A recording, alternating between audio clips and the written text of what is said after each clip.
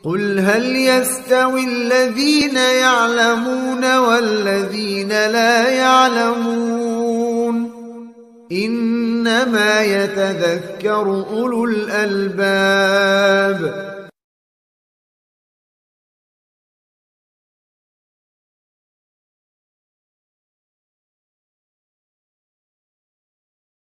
Bagaimana solusinya jika ada sebuah keluarga yang istrinya ngaji tetapi suami nggak ngaji karena pekerjaannya sibuk, sehingga suatu saat si suami ada acara piknik dengan teman-teman kantor dan si suami foto-foto dengan teman-temannya, walaupun tidak bersentuhan tetapi foto berdekatan dengan banyak orang dan lain jenis ya, perempuan dan laki-laki gitu Ustaz.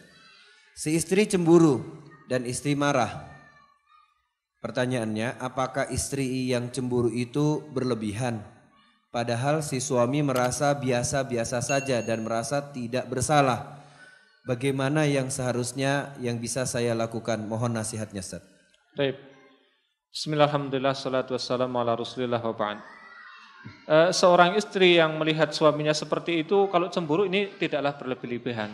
Dan ini justru menunjukkan bahwa seorang istri tadi masih mencintai suaminya, ya masih mencintai suaminya. Karena kalau sudah tidak lagi cemburu, maka ini ada tanda tanya besar. Ada apa dengan hubungan rumah tangganya?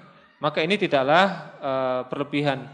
Namun yang perlu kita nasihatkan dalam hal ini adalah reaksi dari kecemburuan itu seperti apa? Nah tentunya yang pertama adalah kita konfirmasi dulu, ya tabayyun dulu, ya, cross check dulu kepada suami ya, tentang keberadaan foto yang dilihat tersebut.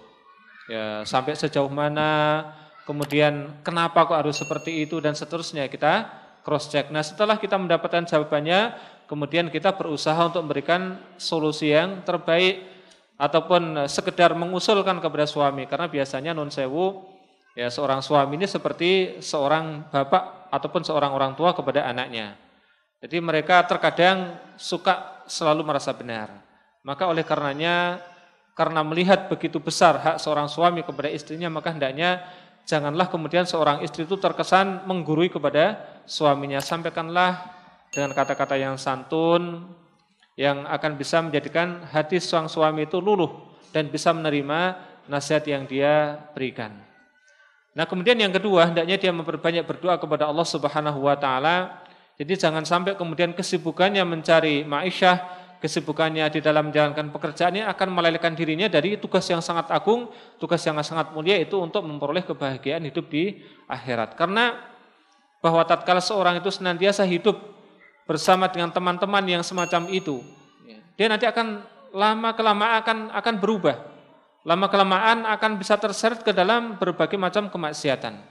Karena Rasulullah SAW bersabda, al-mar'u ala dini khalilih. Ya seseorang itu sangat tergantung, sangat mudah terpengaruh dengan agama khalilnya, dan agama temannya, dengan agama orang yang sangat dekat dengan dirinya. Maka fal yanzur ahadukum man yukhalil. Maka hendaknya salah seorang di antara kalian betul-betul memperhatikan siapakah ya orang yang hendak dia jadikan sebagai teman dekatnya. Dalam hadis yang lain riwayat Imam Bukhari dan Muslim dikatakan bahwa seorang teman yang baik itu laksana penjual minyak kasturi. Maka kalau kita tuh dekat dengan penjual minyak kasturi, kita akan mudah untuk membelinya pada saat kita kehabisan minyak. Dan bahkan mungkin sang penjual tadi akan memberikan cuma-cuma kepada kita. Dan minimalnya kita akan senantiasa mendapatkan bau yang harum. Ya, ini ketika kita berteman dengan orang yang baik, kita akan bisa meniru kebaikannya, mungkin kita akan bisa meniru sebagian daripada kebaikannya, dan paling tidak kita akan terkondisi dalam keadaan yang baik. Dan sebaliknya, tatkala kita berteman dengan orang yang buruk tentunya akan kita dapatkan adalah keburukan pula. Oleh karena itu, jangan bosan-bosan seorang istri mendoakan kepada Allah Subhanahu wa taala. Di waktu-waktu terkabulnya doa, di keheningan malam dan seterusnya, memohonkan kepada Allah agar sang suami tidak sampai terseret ke dalam perbuatan-perbuatan yang menyimpang dari ajaran Allah Subhanahu wa taala. Wallahu taala alam. Baik, terima kasih Ustaz atas jawaban yang diberikan. Eh, Mudah-mudahan ibu yang bertanya sudah merasa cukup. Nanti kalau masih belum mungkin bisa menghubungi Ustadz secara langsung. Nanti akan kami berikan nomor kontaknya. Kemudian Ustadz ada satu pertanyaan lagi dari saya. Ustadz, ini mungkin ibu-ibu sekedar informasi, Ustadz Abu Salman ini selalu ditunjuk oleh para asatidz kalau ada orang yang kena kesurupan ya. Kesurupan atau kemasukan jin atau kemasukan setan ya. Nah, beliau yang sering untuk meruqyah orang-orang dan pernah di masjid ini ya Ustadz ya. Seorang, saya masih ingat itu, ada akhwat yang jadi harimau ya. Iya, satu harian Ustadz dengan sabar bagaimana caranya jinnya bisa keluar. Ustadz, pertanyaan yang ingin saya sampaikan, suatu rumah ada kita tinggali dan ternyata rumah tersebut karena mungkin baru atau baru ngontrak, ya ternyata rumah tersebut sudah ada penghuninya, jinnya sudah ada di dalam Ustadz. Pertanyaan saya, apa yang harus kita lakukan ya untuk bisa mengeluarkan gangguan-gangguan roh-roh halus ya, roh halus atau jin ya Ustadz ya, jin atau setan yang ada di dalam rumah tersebut. Mohon penjelasannya Ustadz. Baik. Bismillahirrahmanirrahim. Salatu wassalamu ala Rasulillah wa ala alihi wa ashabihi wa mawalah wa la haula wa la quwata illa billah wa ba'd. Tadi sudah kita sampaikan satu hadis yang diriwayatkan oleh Imam Muslim bahwa satu rumah yang dibacakan surat Al-Baqarah maka akan ditinggalkan oleh syaitan. Maka tatkala kita hendak menempati rumah baru, ya entah rumah sendiri ataupun ngontrak, tidak jadi masalah. Maka apalagi ketika sudah mulai tampak adanya sesuatu yang kurang beres, maka hendaknya kita ruqyah rumah kita.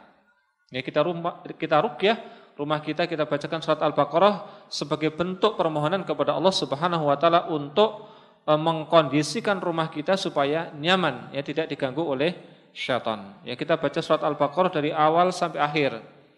Kemudian masalah teknisnya sebagaimana disampaikan oleh Al-Ustadz Asmuji hafizahullah taala, salah seorang pemimpin pondok di Cilacap, yang beliau menukil perkataan Syekh bin Baz rahimahullah taala, tatkala kita meruqyah rumah maka kita bisa mengambil ya air, meskipun tanpa pakai air tidak masalah, ini hanya sebagai mediator saja.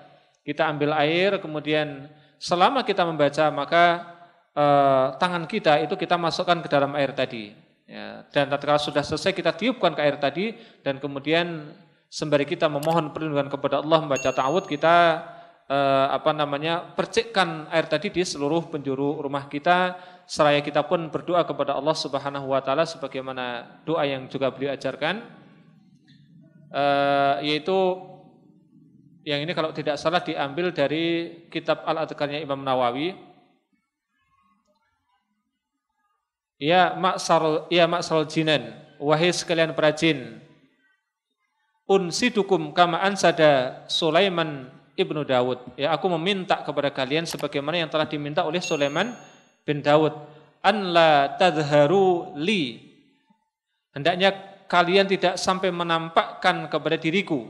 Jadi tampak pun jangan malah kemudian kita bangga bisa melihat jin, nanti akan ketakutan sendiri. Ya, kalau yang dilihat jin yang bagus, coba kalau yang dilihat jin yang kerwak-kerwak, nanti kita akan ketakutan sendiri. Maka kita mohon kepada Allah dan mohon kepada dirinya agar jangan sampai memperlihatkan kepada diri kita.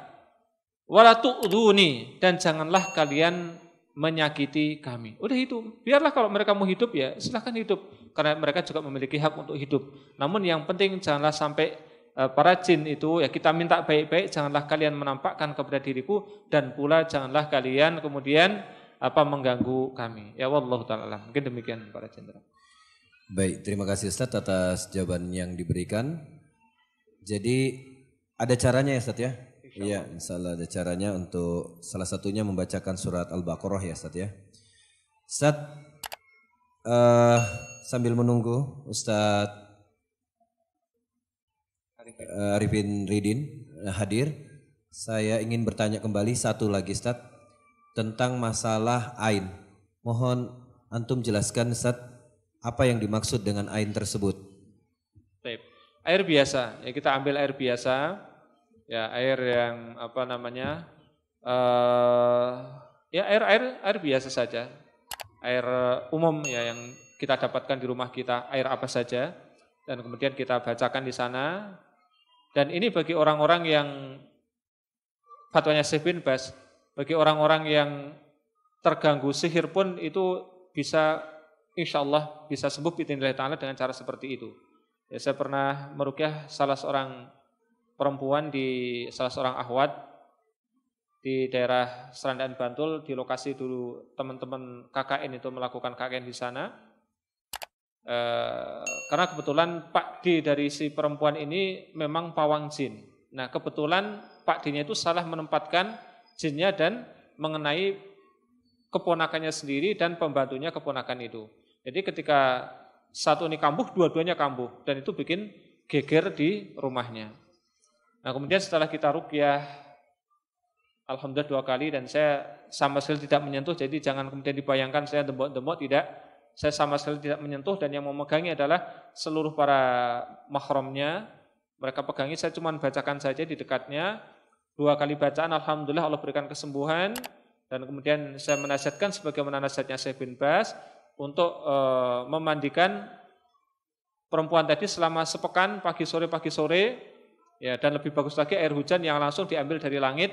Jadi sekarang musim hujan, ya, bisa kita taruh semacam bejana mungkin di genteng ataupun di tempat yang lainnya, menunggu datangnya hujan yang langsung dari langit, dan kemudian itulah yang kita bacakan dan dipakai mandi ataupun dicampurkan ke dalam air yang lain. Kita bacakan Al-Quran apa saja, dan kemudian digunakan untuk mandi. Alhamdulillah selama sepekan Allah Subhanahu wa taala memberikan kesembuhan.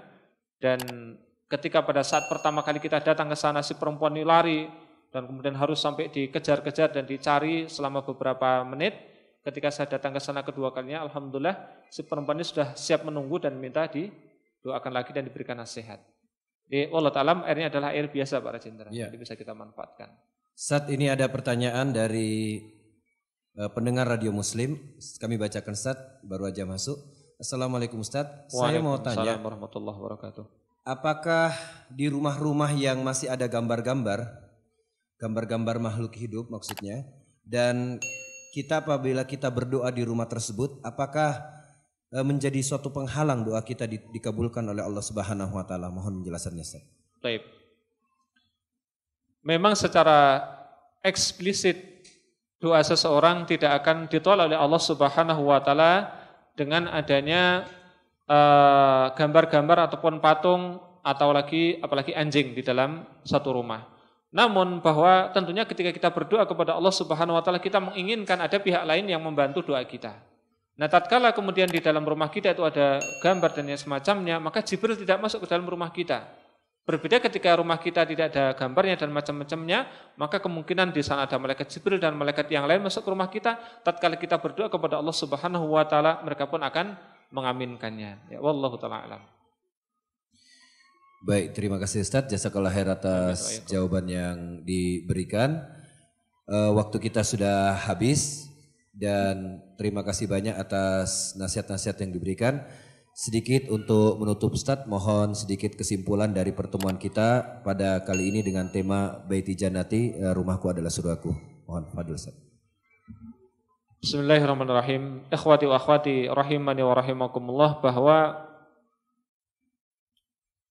kehidupan di dalam berumah tangga dan ketika hidup di rumah itu sungguh sangat kita idam-idamkan. Tidak ada sekira seorang pun di antara kita yang tidak menginginkan rumah yang kita tinggali itu menjadi nyaman. Namun kenyataan yang ada, fakta membuktikan bahwa banyak di antara rumah yang sekarang ini tidak lagi nyaman dijadikan tempat tinggal oleh yang memilikinya. Misalnya satu contoh, hanya sekedar makan saja, di mana di rumahnya memiliki misalnya meja yang mewah, berbagai macam makanan pun ada, namun terkadang makan malah milih ke pinggir jalan di trotoar. Ini menunjukkan seseorang tadi kurang suka di rumahnya. Atau kemudian kelihatannya rumah mewah, indah, perabotan pun juga sedemikian lengkapnya, namun rumah tangganya ribut terus. Ini satu hal yang harus kita perhatikan. Nah, solusinya adalah dengan cara tadi, yaitu dengan cara baik yang bersifat materi ataupun non materi, hendaknya kita perhatikan seluruhnya. Dan kita ingatkan bahwa faktor-faktor non materi itulah yang sangat berperan, yang sangat dominan untuk bisa menjadikan satu rumah itu rumah yang nyaman untuk ditinggali. Demikian wallahu taala alam.